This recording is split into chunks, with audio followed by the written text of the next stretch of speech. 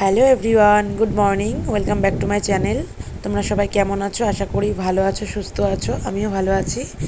তো আমার চ্যানেলে তোমাদের সবাইকে অনেক অনেক ওয়েলকাম এবং ভালোবাসা। তো তোমাদের সাপোর্ট ছাড়া আমি কখনোই এগোতে পারবো না। তো তোমরা আমাকে প্লিজ প্লিজ একটু সাপোর্ট করো, ভালোবাসা দিও। আর আমার চ্যানেলটা প্লিজ তোমরা সাবস্ক্রাইব করে দিও। আমার ভিডিও ভালো লাগলে লাইক কমেন্ট করো। আর যারা আমার চ্যানেলে নতুন আছে তারাও প্লিজ সাবস্ক্রাইব করে দিও। তো আর বক বক না করে তো চলো ভিডিওটা দেখতে থাকো, স্কিপ না করে।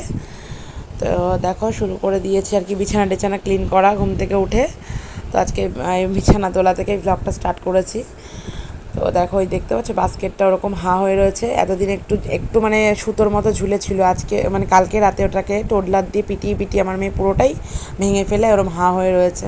এরকম অনিষ্ট করে ভীষণ। আমি যে মানে চোখের নিমিষেই যদি এদিক এদিক তাকায় তো চোখের নিমিষে করে বসে থাকে এক একটা কাজ, অনিষ্ট করে বড্ড।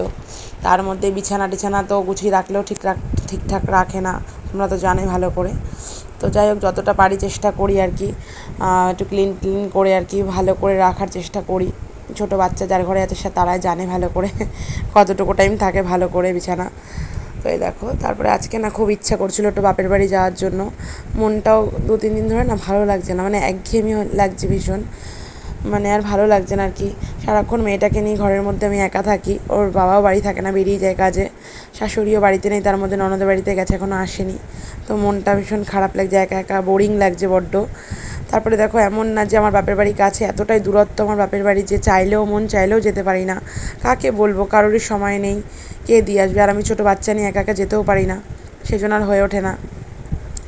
তারপরে দেখো দাঁত ব্রাশ করতে বসে পড়েছি। সব কিছু এদিকে বিছানা টিছানা গুছিয়ে চলে এসেছি দাঁত ব্রাশ করতে। এবার একটু দাঁত মানে ব্রাশ ট্রাশ করে টিফিন আর কি গুছানোর দিকে যাব।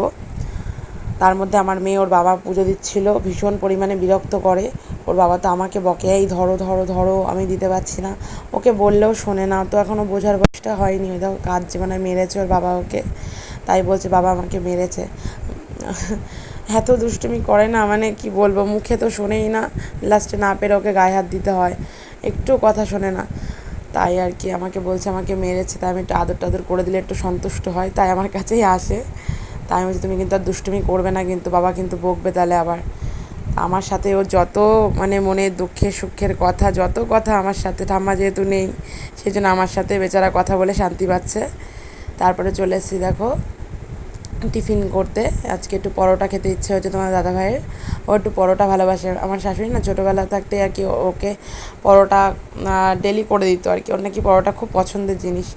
তাই এখনও সে অভ্যাসটা ত্যাগ করতে পারেনি। যখনই মানে বাড়ি থাকে, সকালের দিকটা হোক বা রাত্রে কখনও ইচ্ছে হলে পরোটা করতে বলে, তাই পরোটা করি আর কি। পরোটা দিয়ে আজকে চা দিয়ে খাবে, তরকারি আর কি করতে হবে না, ঝামেলা নেই, তরকারির ঝামেলা বাদ। তাই দেখো করে নিচ্ছি। আর ও না এই ত্রিকোণ শেপের পরোটাই আর কি খেতে ভালোবাসে, গোল করলে খেতে চায় না। আমার আবার গোলটা ভালো লাগে। তবে সবার তো মতামত এক হয় না, আলাদাই হয়। মানুষ ভিন্ন, মানুষের হাতের 5টা আঙুল আলাদা, মানুষের মতামত আলাদা, তো আলাদা তো হবেই। তো তা ওর ওর মতামতের প্রায়োরিটি দেওয়া হয়, প্রাধান্য দেওয়া হয়, যেহেতু কর্তা উনি। তো হাতে ধরে নিয়ে আসে সবসময়, ওর আর কি গুরুত্বটাই দেওয়া হয় ওর পছন্দ অপছন্দের। তো 10জন যেদিকে ভোট দেবে, একজনের ভোট নিশ্চয়ই কাজ করবে না, সেই জন্য চেষ্টা করে ও যেটা বলে করে দেওয়ার। তো যেহেতু সে পরিশ্রমী মানুষ, খাটে পেটে আমাদের জন্য, সেজন্য তার মুখের দিকটা তাকিয়ে করতে হয়। তারপরে আমার এই দেখো আমরা যেমন দুটো ফোল্ড করে পরোটাটা মানে শেপে চলে আসে, একদম ত্রিকোণ শেপে। আমার শাশুড়ি না এটা একটা টেকনিক জানে বেশ ভালো। আজকে তোমাদের বলছি, আমরা যেমন দুটো ফোল্ড করলে আমার শাশুড়ি একটা ফোল্ড করে না, ওনার কি সুন্দর ত্রিকোণ শেপটা চলে আসে। আমি আজ পর্যন্ত মানে পারলাম না, উনি যখন করে আমি দেখি, কিন্তু আমার দ্বারা আর হলো না। আমি চেষ্টা করেও পারলাম না। সবার দ্বারা সব কিছু হলে তো হয়েই যেত বলো, তাই না? তো আজকে মানে সিম্পলের মধ্যে ব্রেকফাস্টটা সেরেছি। আর যেদিনকে টাইম হয় না সেদিনকে তো আর মানে কোনোরকম চা বিস্কুট খেয়েই চালিয়ে দিই। তার মধ্যে দেখো শাপলাগুলো না মানে সেই কী বল, বিশ্বকর্মা পুজোর দিন এনেছিল। আজকে কী বার, বুধ শুক্রবার। সেই আমার মা বলেছে কি যে বালতির মধ্যে বাথরুমে জল ভরে ওই বালতিটা বাইরে এনে শাপলাগুলো চুবিয়ে রাখবে, দেখি তাজা থাকবে। সত্যি তাই, তাজা ছিল। তাই আজকে ভাবলাম কি কেটে ফেলি। এখন আজকে আর করবো না আর কি, যেহেতু শাশুড়ি নেই, সময় হয় না তো খুঁটতে, নাহলে উনি তো খুঁটে উঠে দেয়।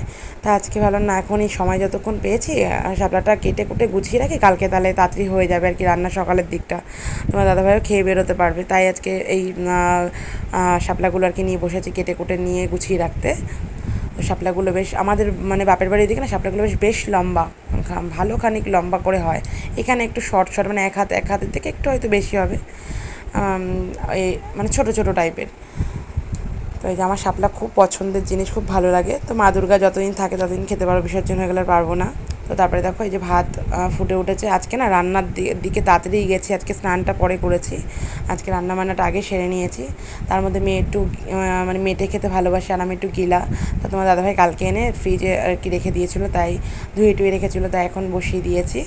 ইতিমধ্যে দেখো ওই মাংস করতে করতে না মানে গ্যাসটা আমি ভেবেছি যে আজকালের মধ্যে হয়তো শেষ হয়ে যাবে, কারণ 1 তারিখে লাগিয়েছিলাম। আমিও আমার দাদাভাইকে বলেছিলাম 1 তারিখে কিন্তু লাগিয়েছি, যখন তখন কিন্তু গ্যাসটা শেষ হয়ে যাবে। তা মাংস কষিয়ে প্রায় মানে জল টল দিয়ে ফোটানো হয়ে গেছিলো, মানে ভালোই টকবক করে ফুটেছে। তারপরেই দেখি মানে যখন গরম মশলাটা দেবো তখনই দেখি গ্যাসটা শেষ হয়ে গেছে। আর কি করা যাবে। আর যে ভেবেছিলাম যে একটু আলু ভাজা ভাজবো, সেটা ভাজতে পারিনি। তারপরে যে মেয়েকে খাওয়াতে চলে এসেছি, ওকে মেটে দিয়ে, ও তো একটু মেটে দিয়ে খেতে ভালোবাসে, ওর জন্যই করা আর কি, যখনই আনে ওর জন্য আলাদা করে দিই আমি মেটে দিয়ে। তো তারপর দেখো এই যে আমার মেয়ে খুব আনন্দ সহিত আজকে খেতে বসে, যেহেতু মেয়েটা দেখেছে পাতে। আজকে আর মেলার দিকে আজকে যায়নি জামা কাপড় মেলতে, আর যেহেতু দেরি হয়ে গেছে সেই জন্য আজকে স্নান টান করে ওকে আগে খাইয়ে নিতে বসছি, কারণ ওকে ঠান্ডা করলে আমাকে কাজ করতে দেবে, নাহলে আমার একটু কাজ করতে দেয় না, যেহেতু ঘরে বাইরে একা ঠাম্মা নেই, আমার পিছন পিছন পিছন পিছন ঘুরতে থাকে। তাই আমি ওকে আগে খাইয়ে নিই, তারপরে অনেক কটা জামা কাপড় মেলতে অনেক টাইম লেগে যাবে, ওকেও খাওয়াতে দেরি হয়ে যাবে, এর জন্য আগে ওকে খাইয়ে নিতে বসেছি, তারপরে জামা কাপড় মেলতে যাব। তো এই দেখো তারপরে চলে এসে জামা কাপড় মেলতে, বেশ খানিকটা জামা কাপড় আজকে ছিল। আর তারপরে তোমাদের দাদাভাইটা তো ডেলি দিতে হয়, যেহেতু ঘেমে ঘুমে আসে, ঘামের জামা কাপড় রেখে দিলে তিলা পড়ে যায়, সেই জন্য ওরটাও আর কি মেয়ের সঙ্গে আর কি কেচে কুচে নিই। তাই ভাবি যে মেয়েদের জীবন কতটা মানে কষ্টের। দেখো মা বাবা ছোটো থাকতে মানুষ করে বড় করে নানান ঝড়ঝাপটার মধ্যে, যে শরীর খারাপ অসুখ বিসুখ সব কিছুর মধ্যে দিয়ে বাচ্চাকে মানুষ করে বড় করে পড়াশোনা শিখিয়ে, তারপরে যখন একটা মানে উপযুক্ত হয়ে যায় তখন একটা অন্যের হাতে বাবা মা মানুষ টানুষ করে তুলে দেয়। সারাটা জীবন কি হয় তখন, বাবার ঘর থেকে এসে সেই মেয়েটার অন্যের ঘরে সারাটা জীবন কেটে যায়। আর বিশেষ করে তো মা হওয়ার পরে তো অনেক কর্তব্য দায়িত্ব বেড়ে যায়, সেটা তোমরা সবাই জানো। আর মানে তখন গুরুত্বটা মানুষ বোঝে সংসারের। সেটাই ভাবি যে মেয়েদের জীবন মানে সত্যি খুব কষ্টের, মানে এতদিন একটা জায়গায় পরিবেশে মানুষ হয়ে সেই জায়গা সারা জীবনের জন্য ত্যাগ করে শ্বশুরবাড়িতে এসে সারাটা জীবন কাটিয়ে দিতে হয়।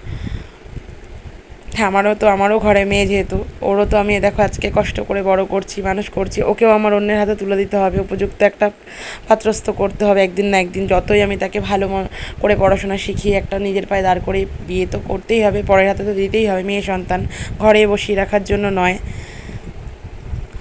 তো এই দেখো জামা কাপড়গুলো মেলে নিচ্ছি তার মধ্যে। আর কি বলো তো, এক গাদা জামা কাপড় হয়ে গেলে না ভীষণ কষ্ট হয়ে যায় কাচতে, অনেকটা সময় লাগে। তারপরে আমার মেয়ে তার মধ্যে মানে কিছু করেছে, আমি তাই গেছি ওর পিছন পিছন, ঠাম্মার ঘরে মানে কিছু ফেলেছে, আওয়াজ পেয়েছি। এটা হচ্ছে কালকের ভিডিও ক্লিপ। তো ওর পিসির বাড়ি একটু গেছিলাম, তো বেশিক্ষণ আর কি বসিনি আর কি, মেয়েটা বারবার বায়না করছিলো মা চলো চলো পিসির বাড়ি চলো, তাই গেছিলাম আর কি।